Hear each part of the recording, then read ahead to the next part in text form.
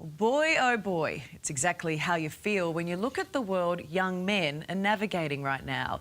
The usual struggles with identity, masculinity and school, all tied up with technology, dangerous influences and a society telling them they're no good. So what does it mean to be a good man and how do we raise them? Bruv, you need a girlfriend or 10. A lot of women don't respect most men. If you're physically unattractive, it's unlikely that you'll be able to have these romantic relationships. Would you rather be stuck in a forest with a man or a bear? A bear. A bear. A bear. I trust them more. Connor, is it a confusing world for young men right now? Yes, definitely. Name a single privileged men yet that women don't have access to. I don't want to be happy. I want to be great. You call the challenges that boys are facing right now a code red situation. That sounds dire. Right, we've got boys who are hurting girls, we've got boys who are hurting each other, we've got boys who are hurting themselves. Men aren't born evil. This is not a nature problem, this is a nurture problem. They want to know how to be healthy males. So how do we do that?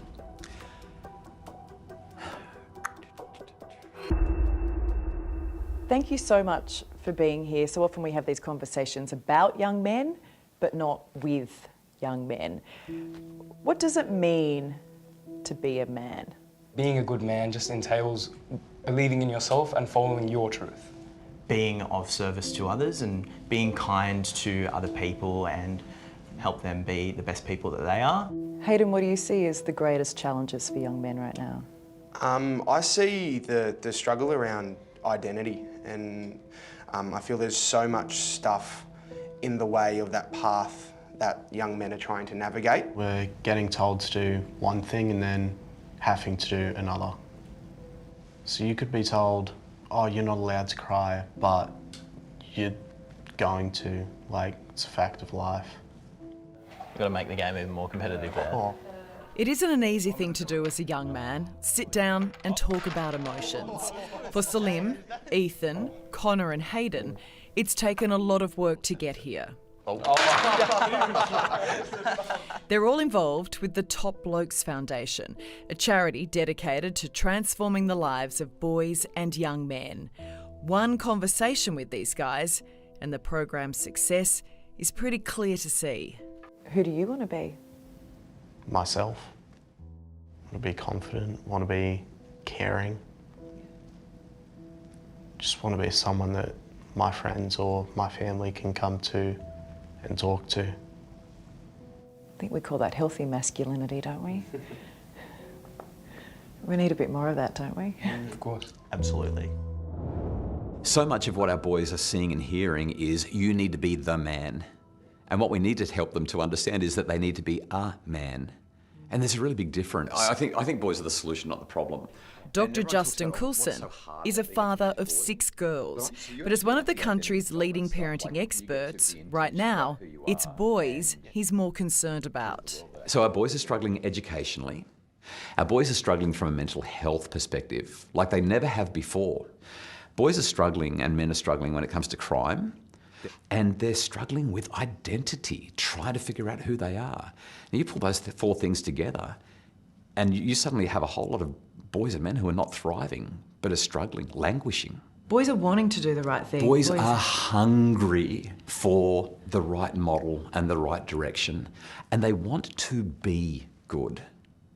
We just need to make sure that the incentives are right. A few years ago, I noticed that parts of the internet were being taken over. Yo, a lot of you need to wake up! Wake up! By a collection of male influencers. We're like the last stand against this bullshit that's going on.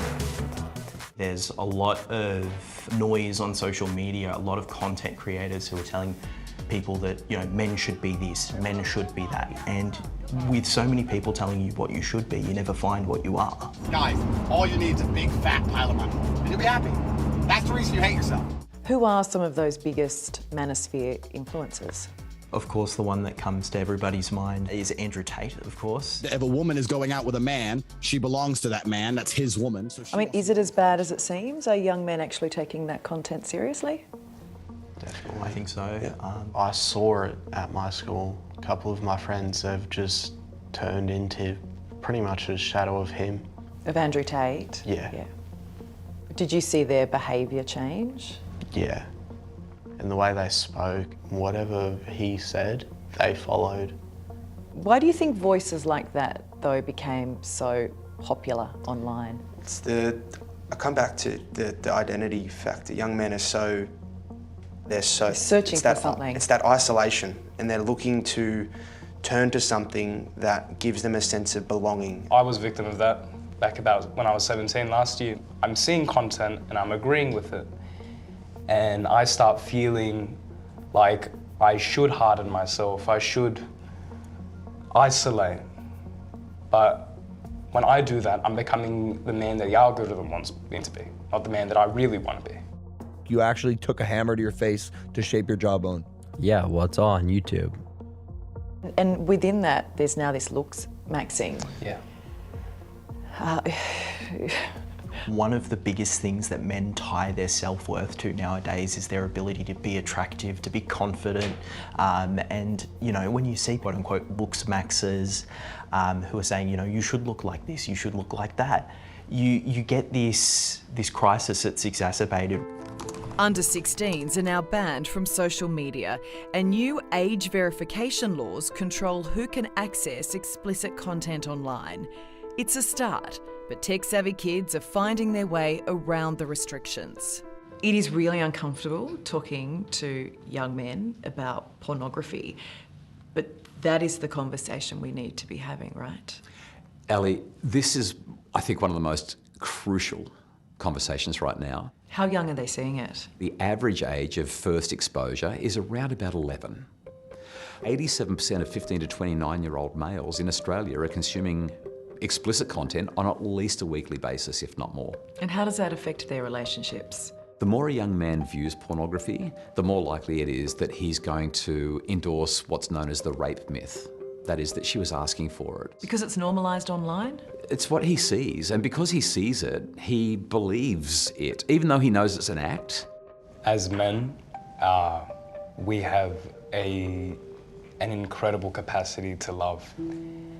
And to put it simply, pornography is a cancer to love. And the idea that it may continue to get worse for young men is simply scary. How do you teach kids to be more responsible online, to decipher what they're seeing? You can try and lecture kids into the right outcomes, but they don't tend to integrate it. But when we sit down and explore, explain, and empower, you're saying, all right, so how does this make you feel? Here's how it makes me feel. What sort of a person do you want to be? What sort of a man do you want to be? And so we enter this collaborative process together, and there's much more integration. We get better outcomes. I feel that young men are spoken at all the time. When something's approached with curiosity, so it's creating a safe space where the young man feels open to speak about these perspectives he has. So rather than attack, it's almost a, why is this of interest to you? What is the appeal? A conversation will get you incredibly far. You've described writing a book about boys and masculinity as the most daunting project you've ever undertaken. Why? I was about a year into writing the book when my nephew